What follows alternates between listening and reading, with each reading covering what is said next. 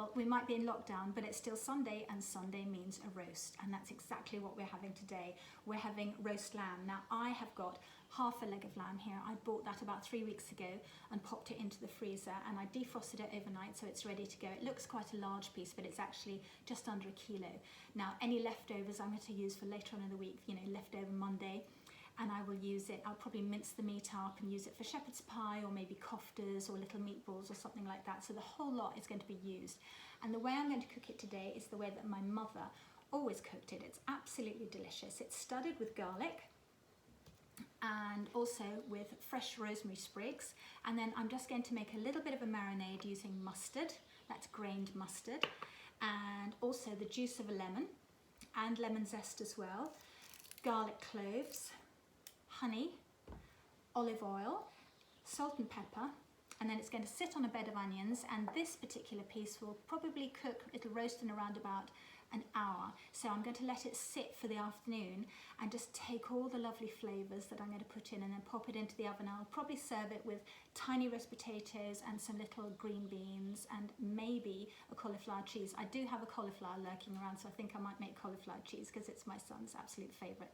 So to start with, what I want to do is get the zest of the lemon, which I've pretty much done. Mind your fingers doing this. The amount of times that I've taken off half my finger zesting a lemon, I can't actually count. So there, I've got a nice amount of lemon zest there.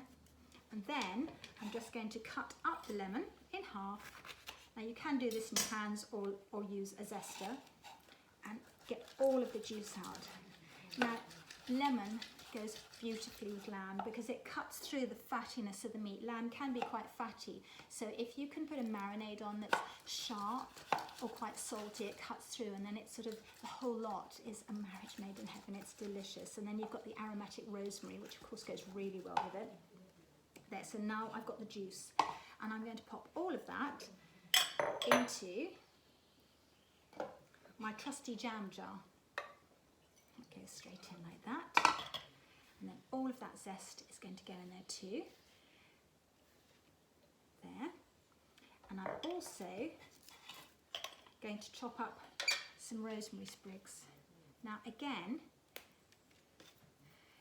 don't worry too much about how it looks or how you do it. You just want to get a nice handful of rosemary and chop it up. The rest I'm going to actually stud the meat with. But you want to have the aroma, and you want to release the rosemary aroma from the sprigs. Take the woody bits out. Just there. So they're nice and thin, and that lot goes in here as well, straight into your jam jar, like that. And then I'm going to take my mustard. Now I've got grained mustard here. Mutiny Mustard sent me a load of mustards, and they're really nice. This one's actually whiskey and orange, but you can have just plain mustard. As long as it's grained, it's got to be grained. That's much nicer. Or if you want a flavoured one, you could actually have one that has chilli in. Now I'm going to put, that's probably around about 2 teaspoons full. If you're doing a whole leg of lamb, you want a great big fat tablespoonful, and pop that straight in like that. And then I'm going to do a glug of olive oil, like that. Now look, don't worry about measuring things out exactly. You really needn't. A lot of people say, how much exactly? What's the weight of this? What's the weight of that? If I say a glug, I mean a glug. And the thing is that as long as you get pretty much the right amount when you're cooking, it doesn't matter. It's absolutely fine. Now give that a shake, and I'm going to put a little bit of salt and pepper in there as well, and then afterwards I will put more salt and pepper all over the lamb. Now, like that. A bit more, a bit of salt in there too.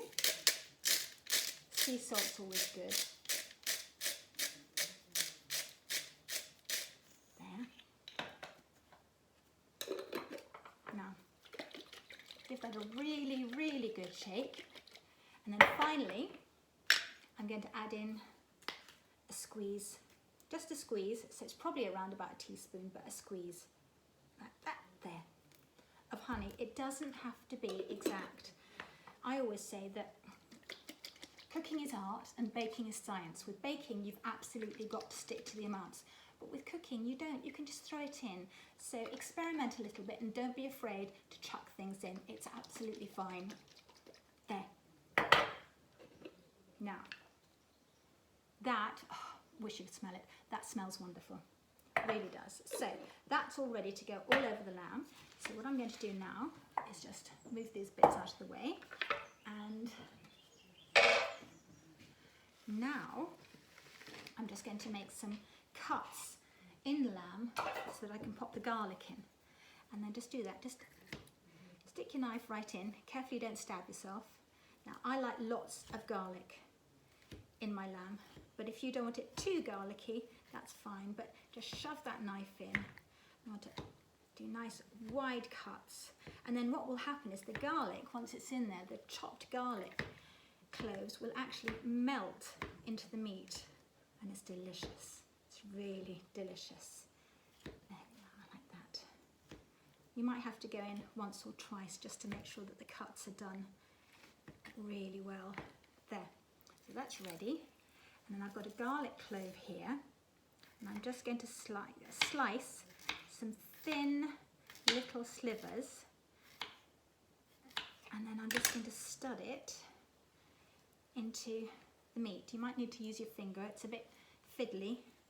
Just shove it in there, any old how, doesn't matter, just make sure you pop it right in, because then it'll cook right in with the meat. It needs to go right in there. So shove your fingers in there. Sometimes I end up putting 2 or 3 pieces in the same cut. There we go, let's just see. Don't let it stick out too much because you don't want it to burn afterwards, so if you can, cut another hole in it as well. There we are, and I think we need 1 more clove.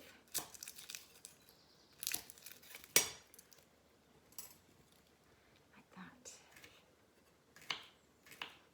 Love the smell of garlic and lamb, it really is, it's wonderful.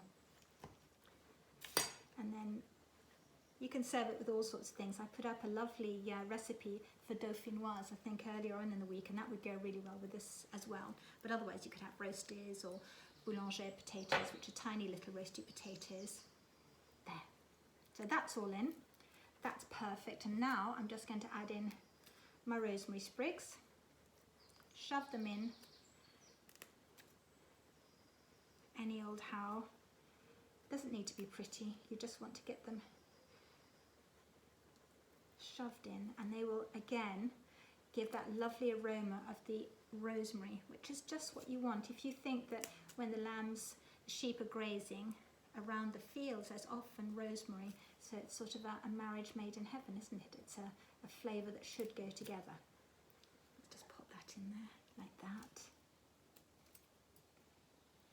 And in there. And there's something very reassuring about a Sunday roast, isn't there? There really is. In these uncertain times, we want to be eating Sunday roasts. And yes, of course, it's hugely sad that we can't eat the Sunday roast with the people that we love, but we're going to be able to. Again, soon, I know it. We're going to get through this. There.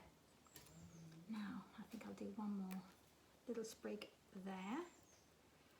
And then what I'm going to do, I've got my pan and I've got my onions.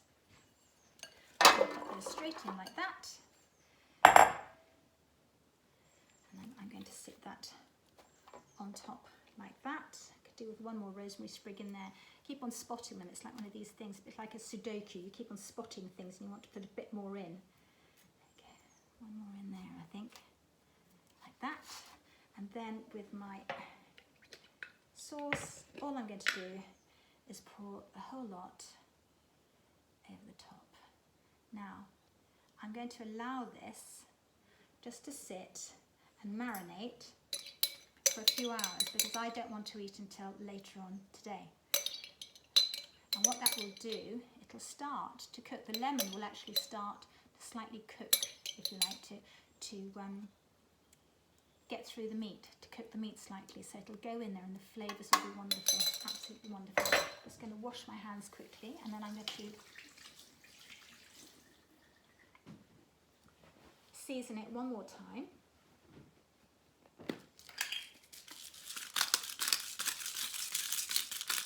Like that. Oh, these are fiddly. Now that I'm going to sit in my fridge covered until it's ready to go into the oven. The longer you can leave it, the better, because it'll marinate. And every so often, if you want to get it and maybe just sort of cover the meat again as the sauce slides off, just go in and cover the meat up again with the sauce so that it gets a good flavour all the way around. And then, like I said, that will go into my oven, a roasting oven, around about 200, and that piece of meat, just under a kilo, will probably take about an hour. And then I'm going to let it rest for about 15 minutes, and then it'll be ready to serve, and it's going to be delicious. Nice Sunday lunch.